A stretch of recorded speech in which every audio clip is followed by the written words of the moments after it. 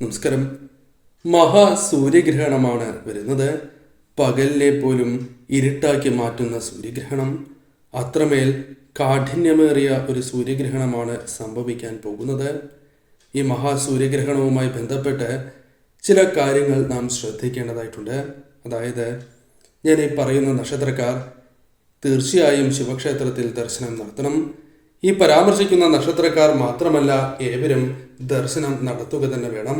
എന്നാൽ ഞാൻ ഈ പരാമർശിക്കുന്ന നക്ഷത്രക്കാർ തീർച്ചയായും ദർശനം നടത്തണം എന്ന കാര്യം ഓർക്കുക. സൂര്യഗ്രഹണത്തിന് മുൻപുള്ള ദിവസങ്ങളിൽ തീർച്ചയായും ദർശനം നടത്തുക. ഇനി അധികം സമയമില്ല എന്നതാണ് വാസ്തവം. തീർച്ചയായും ഇവർ ദർശനം നടത്തുകയും ഭഗവാന് ധാരയും പിൻവിളക്കും അതോടൊപ്പം മൃത്യുഞ്ജയ പുഷ്പാഞ്ജലി വഴിപാടും നടത്തി പ്രാർത്ഥിക്കുന്നതും സർവ ഐശ്വര്യപ്രദം തന്നെയാണ്. ഏതെല്ലാം നക്ഷത്രക്കാർക്കാണ് ഇത്തരത്തിൽ ശിവക്ഷേത്ര ദർശനം നിർബന്ധമായി മാറിയിരിക്കുന്നത് എന്ന് വിശദമായി തന്നെ ഈ വീഡിയോയിലൂടെ മനസ്സിലാക്കാം. ഗ്രഹണവുമായി ബന്ധപ്പെട്ട് വിശേഷാൽ പൂജകളുണ്ട്.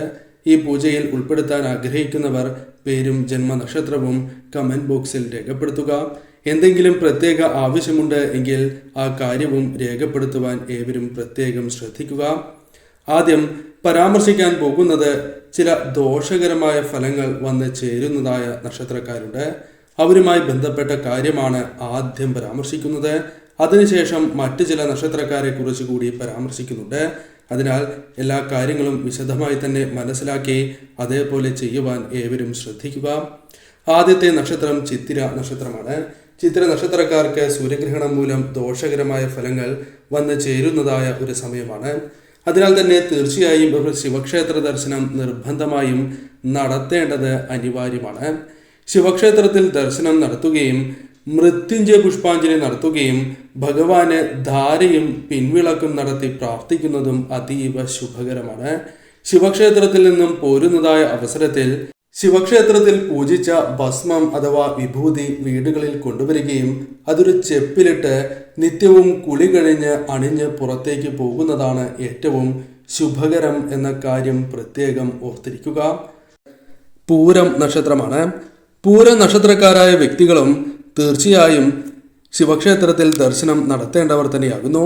ഇവർക്ക് അത്ര ശുഭകരമല്ലാത്ത സമയമാണ് ഈ ദിവസങ്ങളിൽ വന്നു ചേരുക. അത്തരത്തിലുള്ള ഫലങ്ങളാണ് വന്ന് ഭവിക്കുക എന്ന കാര്യം ഓർക്കുക. അതിനാൽ തന്നെ തീർച്ചയായും ഇവർ ശിവക്ഷേത്രത്തിൽ ദർശനം നടത്തുകയും ഭഗവാന് ധാരയും പിൻവിളക്കും കൂടാതെ മൃത്യുഞ്ജയ പുഷ്പാഞ്ജലി കൂടി നടത്തി പ്രാർത്ഥിക്കുന്നത് ശുഭകരമാണ്. കൂവളമാല ചാർത്തുവാൻ സാധിച്ചാൽ അതീവ ശുഭകരം എന്ന് തന്നെ പറയാം. ശിവക്ഷേത്രത്തിൽ നിന്നും മടങ്ങുമ്പോൾ ശിവക്ഷേത്രത്തിൽ പൂജിച്ച ഭസ്മം വീടുകളിലേക്ക് കൊണ്ടുവരുന്നത് ഏറ്റവും ശുഭകരമാണ്. ഇനി അഥവാ നിങ്ങൾ വിദേശത്താണ് പോകുവാൻ സാധിക്കുന്നില്ല എങ്കിൽ നിങ്ങൾക്ക് വെള്ള പുഷ്പങ്ങൾ ലഭിക്കും എങ്കിൽ ആ വെള്ള പുഷ്പങ്ങൾ ഭഗവാന് സമർപ്പിച്ച് ഓം നമഃശിവായ അതായത് പഞ്ചാക്ഷരി മന്ത്രം ജപിക്കുന്നത് ശുഭകരമാണ്. കൂടാതെ ഒരു നാണയത്തുട്ട് ഒഴിഞ്ഞു വയ്ക്കുന്നതും നാട്ടിൽ വരുമ്പോൾ അത് ഭണ്ഡാരത്തിൽ സമർപ്പിക്കുന്നതും ശുഭകരമാകുന്നു. പൂര നക്ഷത്രക്കാരും ശ്രദ്ധിക്കുക. മറ്റൊരു നക്ഷത്രം മകീരം നക്ഷത്രമാണ്. മകീര നക്ഷത്രക്കാരായ വ്യക്തികൾ പ്രധാനമായും അറിയേണ്ടതായ കാര്യം, നിങ്ങൾക്ക് ഈ സമയം അത്ര ശുഭകരമല്ല. സൂര്യഗ്രഹണം കഴിയുന്നതുവരെ ശ്രദ്ധ പുലർത്തുക. അതിനാൽ തന്നെ ഈ സമയം നിങ്ങൾ പ്രത്യേകിച്ചും അടുത്തുള്ള ശിവക്ഷേത്രത്തിൽ ദർശനം നടത്തുകയും ഭഗവാന് ധാരയും പിൻവിളക്കും നടത്തി പ്രാർത്ഥിക്കുക. കൂടാതെ മൃത്യുഞ്ജയ പുഷ്പാഞ്ജലി നടത്തുന്നതും മൃത്യുഞ്ജയ മന്ത്രം നിത്യവും ജപിക്കുന്നതും ശുഭകരമാണ്. കൂവളമാല കൂടി ചാർത്തി പ്രാർത്ഥിക്കുവാൻ സാധിക്കുന്നുണ്ട് എങ്കിൽ അതീവ ശുഭകരം. വിദേശത്താണ് എങ്കിൽ ഭഗവാന് വെള്ള പുഷ്പങ്ങൾ സമർപ്പിച്ച് പഞ്ചാക്ഷരി മന്ത്രം ജപിക്കുക. ഒരു നാണയത്തുട്ട് ഒഴിഞ്ഞു വയ്ക്കുവാൻ പ്രത്യേകം ശ്രദ്ധിക്കേണ്ടതാകുന്നു. മറ്റൊരു നക്ഷത്രമായി പരാമർശിക്കുന്നത് പുണർദം നക്ഷത്രമാണ്. പുണർദം നക്ഷത്രക്കാരായ വ്യക്തികൾ തീർച്ചയായും ശിവക്ഷേത്രത്തിൽ ദർശനം നടത്തേണ്ട പ്രധാനപ്പെട്ട ദിവസങ്ങളാണ് ഇത്. ഇനിയുള്ള ദിവസങ്ങളിൽ സൂര്യഗ്രഹണം വരെയുള്ള ദിവസങ്ങളിൽ തീർച്ചയായും നിങ്ങൾ ദർശനം നടത്തുന്നത് ഏറ്റവും ശുഭകരമാണ്. ഇപ്രകാരം ദർശനം നടത്തുകയും ഭഗവാന് പ്രത്യേകിച്ചും കൂവളമാല സമർപ്പിക്കുന്നതും അഥവാ കൂവളമാല ചാർത്തുന്നതും കൂടാതെ ധാരയും പിൻവിളക്കും മൃത്യുഞ്ജയ പുഷ്പാഞ്ജലി നടത്തി പ്രാർത്ഥിക്കുന്നതും അതീവ ശുഭകരമാണ്. മൃത്യുഞ്ജയ മന്ത്രം നിങ്ങൾ നിത്യവും 108 തവണ ജപിക്കുക. തീർച്ചയായും ഭഗവാന്റെ കടാക്ഷത്താൽ നിങ്ങൾ ഉയരുക തന്നെ ചെയ്യും. തീർച്ചയായും ശിവക്ഷേത്രത്തിൽ ദർശനം നടത്താതിരിക്കരുത് എന്ന കാര്യം പ്രത്യേകം ഓർത്തിരിക്കുക. മറ്റൊരു നക്ഷത്രമായി പരാമർശിക്കുന്നത് അവിട്ടം നക്ഷത്രമാണ്. അവിട്ടം നക്ഷത്രക്കാരായ വ്യക്തികളും തീർച്ചയായും ശിവക്ഷേത്രത്തിൽ ദർശനം നടത്തേണ്ടത് അനിവാര്യമാകുന്നു. ശിവക്ഷേത്രത്തിൽ ദർശനം നടത്തി പ്രാർത്ഥിക്കുന്നതിലൂടെ വന്നു ചേരേണ്ട ദുരിതപൂർണമായ അവസ്ഥകൾ പോലും വഴിമാറിപ്പോകുന്നതായ അവസരങ്ങളാണ് വന്നു ചേരുക. തീർച്ചയായും കുവളമാലയും ഭഗവാന് ധാരയും പിൻവിളക്കും മൃത്യുഞ്ജയ പുഷ്പാഞ്ജലിയും നടത്തി പ്രാർത്ഥിക്കുക. കൂടാതെ ശിവക്ഷേത്രത്തിൽ പൂജിച്ച ഭസ്മം വീടുകളിൽ കൊണ്ടുവന്ന് കുളി കഴിഞ്ഞ് നിത്യവും അണിഞ്ഞ് പുറത്തേക്ക് പോകുന്നതും ശുഭകരമാണ്. വന്നു ചേരേണ്ട അപകടങ്ങളെ പോലും തരണം ചെയ്യുവാൻ നിങ്ങൾക്ക് സാധിക്കും. തീർച്ചയായും ഈ നക്ഷത്രക്കാരും ദർശനം നടത്തേണ്ടത് അനിവാര്യം തന്നെയാണ്. വിദേശത്തുള്ളവർ ഭഗവാന് വെള്ള പുഷ്പങ്ങൾ അർപ്പിച്ച് പ്രാർത്ഥിക്കുക. അഥവാ പോകുവാൻ സാധിക്കാത്തവരും ഈ ഒരു കാര്യം ചെയ്യുക. ഒരു നാണയം തലയ്ക്കുഴിഞ്ഞ് വയ്ക്കുകയും ശിവക്ഷേത്രത്തിൽ പോകുന്നതായ അവസരത്തിൽ അത് ഭണ്ഡാരത്തിൽ സമർപ്പിച്ച് പ്രാർത്ഥിക്കുന്നതും സർവ്വ ഐശ്വര്യപ്രദമാണ്. മറ്റൊരു നക്ഷത്രം തിരുവാതിര നക്ഷത്രമാണ്. തിരുവാതിര നക്ഷത്രക്കാരായ വ്യക്തികൾ തീർച്ചയായും ശിവക്ഷേത്രത്തിൽ ദർശനം നടത്തേണ്ടതായ സമയമാണ് എന്ന് തന്നെ പറയാം. ഈ സമയം നിങ്ങൾ തീർച്ചയായും ദർശനം നടത്തി പ്രാർത്ഥിക്കുന്നതിലൂടെ സർവ്വ ഐശ്വര്യപ്രദമായ ഫലങ്ങൾ തന്നെ ജീവിതത്തിലേക്ക് കടന്നു വരും എന്ന കാര്യം നിസ്സംശയം പറയാം. എന്നാൽ ഈ സമയം നിങ്ങൾക്ക് അപകടം തരണം ചെയ്യേണ്ടതായ സമയമാകുന്നു. അതിനാൽ ശിവക്ഷേത്രത്തിൽ ദർശനം നടത്തുന്നതിലൂടെ ഈ കാര്യങ്ങൾ നിങ്ങൾക്ക് സാധിക്കും എന്ന കാര്യം ഓർക്കുക. ഈ സമയം പ്രത്യേകിച്ചും ഭഗവാനെ ആരാധിക്കുന്നതും ശിവക്ഷേത്രത്തിൽ നിന്നും കൊണ്ടുവരുന്ന പ്രസാദം നിത്യവും അണിയുന്നതും ശുഭകരമാണ്. പ്രത്യേകിച്ചും ഭഗവാനെ പൂജിച്ച ഭസ്മം ക്ഷേത്രത്തിൽ നിന്നും കൊണ്ടുവരുന്നതും അത് നിത്യവും അണിയുന്നതും അതീവ ശുഭകരമാണ്. ഈ കാര്യം പ്രത്യേകം ഓർക്കുക. മറ്റൊരു നക്ഷത്രമായി പരാമർശിക്കുന്നത് രോഹിണി നക്ഷത്രമാണ്. രോഹിണി നക്ഷത്രക്കാരായ വ്യക്തികൾ തീർച്ചയായും ഈ ഒരു കാര്യം ശ്രദ്ധിക്കുക. മോശം സമയത്തിലൂടെയാണ് കടന്നു പോകുന്നത്. ഈ സമയം തരണം ചെയ്യുവാൻ ശിവക്ഷേത്രത്തിൽ ദർശനം നടത്തേണ്ടതും ഭഗവാന്റെ കടാക്ഷവും നിങ്ങൾക്ക് അനിവാര്യമാണ്. തീർച്ചയായും ശിവക്ഷേത്രത്തിൽ ദർശനം നടത്തുകയും ഭഗവാന് മൃത്യുഞ്ജയ പുഷ്പാഞ്ജലിയും കൂവളമാലയും ധാരയും പിൻവിളക്കും നടത്തി പ്രാർത്ഥിക്കുന്നത് അതീവ ശുഭകരമാണ്. പ്രത്യേകിച്ചും ഈ ദിവസങ്ങളിൽ തന്നെ ഈ വഴിപാട് നടത്തുവാൻ പ്രത്യേകം ശ്രദ്ധിക്കുക. കൂടാതെ നിങ്ങൾ അടുത്തുള്ള ശിവക്ഷേത്രത്തിൽ ദർശനം നടത്തുമ്പോൾ ഭഗവാന് പൂജിച്ച ഭസ്മം വീടുകളിലേക്ക് കൊണ്ടുവരുന്നതും അതീവ ശുഭകരമാണ്. നിത്യവും ഈ ഭസ്മം അണിഞ്ഞ് പുറത്തേക്ക് പോകുന്നത് അപകടങ്ങളെ തരണം ചെയ്യുവാൻ നിങ്ങൾക്ക് സഹായകരമായി തീരും എന്ന കാര്യം ഓർക്കുക. ഈ പരാമർശിച്ച നക്ഷത്രക്കാർ ഏവരും ശിവക്ഷേത്രത്തിൽ പോകുന്നത് അതീവ ശുഭകരമാണ്.